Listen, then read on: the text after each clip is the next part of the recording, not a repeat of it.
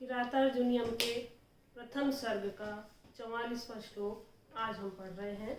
और श्लोक है, अथ क्षमामेव निरस्त विक्रमश्चिराय पर्येषि सुखस्य साधनम विहाय लक्ष्मीपति लक्ष्म कार्मुकम जटाधर संजुहुधीः पावकम।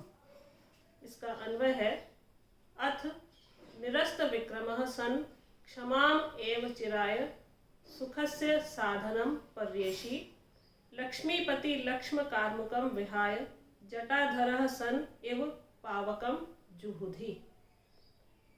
अथ अब निरस्त विक्रम निरुद्यमी बनकर क्षमाम एव क्षमा को ही चिराय सुखस्य साधनम पर्येषि सुख का साधन पर्येषि मानते हो तो लक्ष्मीपति लक्ष्म राज चिन्ह रूपी जो कार्मुकम जो धनुष है उसे विहाय उसे छोड़कर जटाधरः सन जटाधारी बनकर पावकम जुहुधि इस वन में हवन करो, यहीं पर रहो और वन में ही तपस्वी बनकर हवन करो।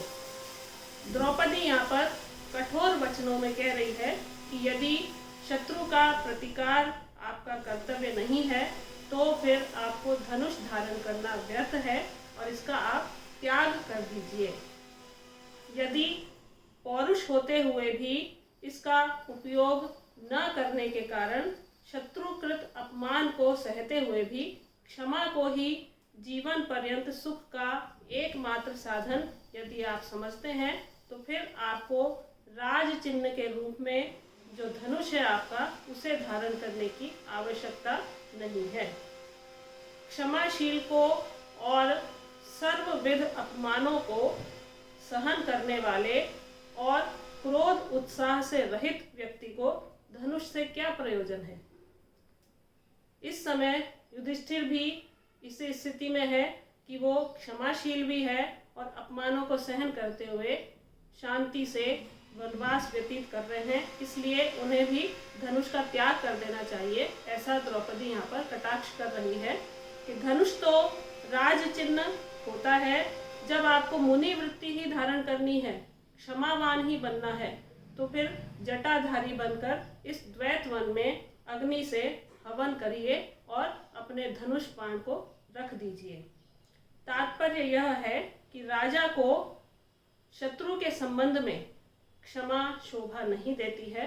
क्षमा तो मुनियों का धर्म है और राजा को तो पराक्रम पूर्वक अपने यथोचित कर्तव्य का पालन करना चाहिए और अपने राज चिन्ह जो धनुष है उसको उठाते हुए शत्रुओं का संहार करना चाहिए।